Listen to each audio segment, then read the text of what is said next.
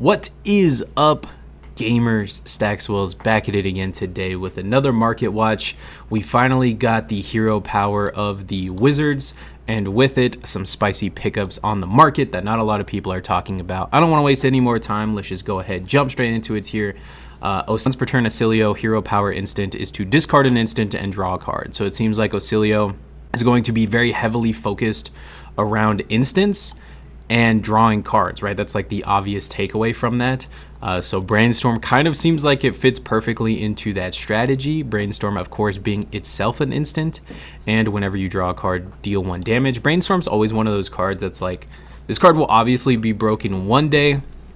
We just don't currently have the card pool to support it. But a deck that plays Channel Thunder Step, being able to, give go again to your Tome of Aetherwind and your Tome of Vendal to just draw all these cards, and then being able to dig for the combo with Ocilio's effect, drawing cards, discarding. It's like you could see a deck in which a Brainstorm Ocilio deck seems like it could be very real. I'm not entirely 100% sold on it, but the cheapest copy of Brainstorm is only $3 right now. So I think it's worth picking up if the deck goes that direction. You just want to have a play set of it. Next card I want to talk about is Nourishing Emptiness. Am I the only one that's kind of getting like a mid-range Icelander vibe from Verdance? We of course know that she needs to have a bunch of earth cards in her banish zone to be able to turn on her hero power.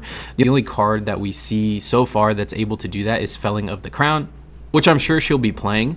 But you could also imagine a world in which there's earth actions that aren't attack that also decompose. So if there is a world in which that's happening, you could banish your Felling of the Crowns with the earth non-attacks, and then clear your graveyard of all your attacks to be able to Nourishing Emptiness.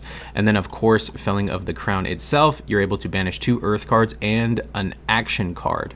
The action card of course could also be Nourishing Emptiness, so you could wind up playing a playset of Nourishing Emptiness. Also, Nourishing Emptiness is cheaper than it's been in a long time. Of course, Kasai sent the price of this card quite crazy. 2-3 months ago, we had copies selling for $10, $11, $12, $13, $14, $15. And to see it only at $5, I think it's an absolute steal. This card's always good. It just keeps coming back, and it's always good. It ebbs and flows in and out of the meta. If you don't have a playset, just get yourself a playset, put it in a deck box, and don't get rid of it, because this card always comes back, right? Dromai played this card, Kano played this card, Dorinthia used to play this card, Kasai of course played this card, and now Verdance could potentially play this card, as well as the other Decompose hero. I don't think it's just Verdance. There is a world, I think it's a lot less likely, but there is a world where Florian is also playing Nourishing Emptiness. So $5, I think it's a pickup. I think it's a steal. If you don't have it, I highly recommend picking it up. Plume of Evergrowth. This card does seem a little bit like a meme, but if you think about current Kano, what is Kano doing with his head slot? He's just using it to combo off, right? So what if Kano had a headpiece that said, pay 3, destroy it, and add whatever card you want from your graveyard to your hand? Of course, this can't add Wildfire, but it's possible that the Earth Wizard gets her own Wildfire-esque card. Maybe you want to add Heartbeat of Candlehold, right? Even if you had to pay a blue to get this back, and then Tunic Heartbeat, that's still a, for the cost of your headpiece, that's a 1 card 6 at the very worst with her effect. I'm sure she'll have other synergies with it as well, and this probably isn't even the card you would want to get back. There's a good chance that she'll have her own big crazy combo card, her own Ice Eternal, her own Aether Wildfire, and Plume being able to fetch that from the grave seems kind of good. It's only $1, so I mean, even if this doesn't play out, I don't think you're losing too much on that. Aetherize, I think, is also a good one, just because of the whole theory, the Brainstorm Ocilio theory. This could wind up becoming a very good side deck card against Ocilio, and particularly in Ocilio and against him, so a good mirror match kind of card, being able to negate your opponent's Brainstorm on a big pop-off turn. And even if he doesn't play Brainstorm and he just combos off with some other instant card, I'm sure he'll get his own specialization instant cards at some point. Even this one's an instant, right? So being able to Aetherize that kind of stuff seems like it could be a decent side deck option for only $3. Crucible of War Majestic, I think it's a good pickup. It's also worth noting that Aetherize is one of those few Majestic cards that didn't get a reprint in the history pack, so if this card becomes good, the price is going to go actually crazy on it. Blink is the next card I want to talk about. Before it seemed like, this is too situational, it doesn't block. You're gonna want an action point sometimes, but not all the time. It seems like it could be bad as much as it's good. So I wasn't like 100% sold on Blink. I thought it was a good pickup, but now I am kind of 100% sold on it, because even if it's a situation where it's bad, you could always just discard it with Ocilio. Of course, it's a blue, so you could always pitch it as well. There's so many options you could do with it other than activate it, and I'm sure Ocilio is still going to be fusing, it being a lightning card and enabling the fuses, so you could like, you know, play a card, fuse it, and then discard to draw a card. You don't ever have to activate it and still get the fusion synergy off it. Seems like a good pickup for only 50 cents. I think you should have a playset. Energy Potion. I think any combo wizard is going to play Energy Potion. Of course, look at Kano. So yeah, if the Vasilio winds up becoming a combo deck, there's even a chance that Verdance plays it. Either way, this card's cheaper than it's ever been. The promo alternate art, $77 for the cheapest copy. I think it is a good pickup. Amulet of Lightning. Cheapest copy on the market is like $5 for the cold foil. Again, leaning into that lightning synergy, being able to give any action card go again. Of course, you're looking at the Tome of Fendal and Tome of Aetherwind to give go again to. Cheapest copy on the market is $5. Disillusion Sphere. Those who don't know, whenever your hero would be dealt exactly 1 damage, prevent it while Disillusion Sphere is on the field.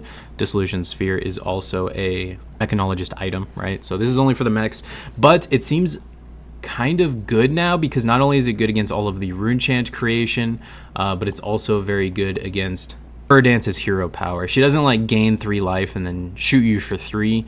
She gains 1, 1, and 1, and then shoots you for 1, 1, and 1.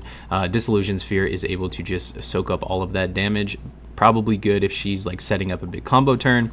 You could kind of ruin it for Disillusion Sphere. Cheapest copy on the market is only 25 cents. Again, I think this is a low investment one. I'm not 100% sold on the fact that like it will be good, but for 75 cents for a playset, I think it's a good pickup, especially if you're a mech player.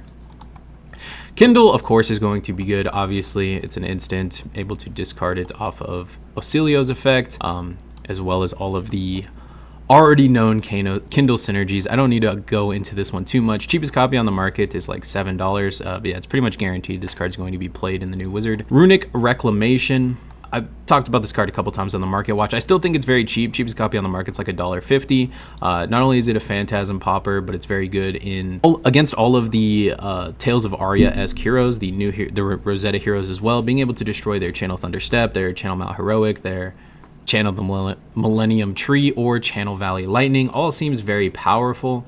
And then of course, Florian is able to make an additional rune chant off of the on-hit effect. Yeah, only $1.50. I think I'm a lot more confident in this card. I almost guarantee it's going to be played, and it's an Everfest Majestic. You guys already know if you watch the channel, this is insanely cheap for an Everfest Majestic.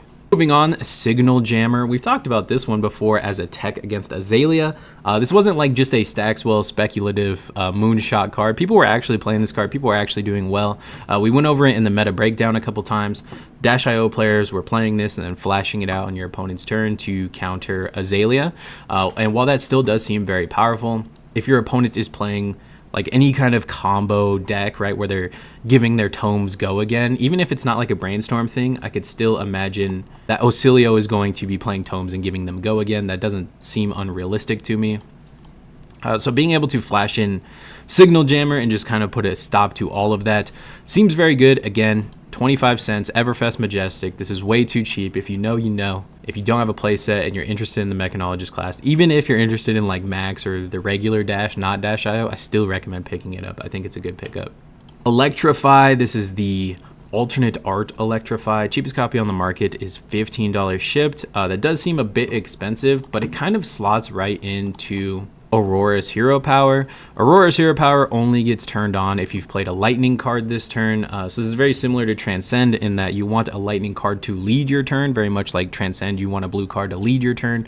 So you can't like end on a good lightning card and hope that's good enough. You can't like attack and lightning press and then hope that's good enough. Because if you attack and lightning press, yeah, sure, you've played your lightning card, but then you still need to have the resources and the cards in hand to be able to make a lightning token and then make an embodiment of lightning token and then get value out of that embodiment of lightning token. So it's kind of hard to do that without just leading with the card, right? So being able to just straight lead with Electrify, it has go again, of course, replaces itself. So it gives you a 4-card hand back, and then you're still able to create that embodiment of lightning token. It seems very good. Seems like a natural inclusion to me. Yeah, cheapest copy on the market is $10. This is for the blue one. I think the blue one's traditionally quite bad, but it's totally like this card seems very good. If Aurora doesn't get proper lightning cards to facilitate this hero power, I could see a world in which she plays the blues and the reds. Reaping Blade, next card I want to talk about. Cheapest copy on the market is like $100 for the cold foil. Shout out to Siphon on Twitter for putting me on game on this Reaping Blade. He was pretty quick on it. Like as soon as the cards got announced, he tagged me and he's like, we got to talk about Reaping Blade. And absolutely we do. If a card has more life than other heroes, they can't gain life. Of course, this is very good against the new Verdance Wizard hero. I'm pulling up the cold foil Reaping Blade. This is a Crucible of War cold foil, so of course it's very expensive. Cheapest copy on the market is nearly $100. The rainbow foils are like $1.50 if you're not trying to drop a lot of money in this card. I still think you should have one. This will probably be at least a side deck in both Rune Blades, just as a kind of a tech against Verdance.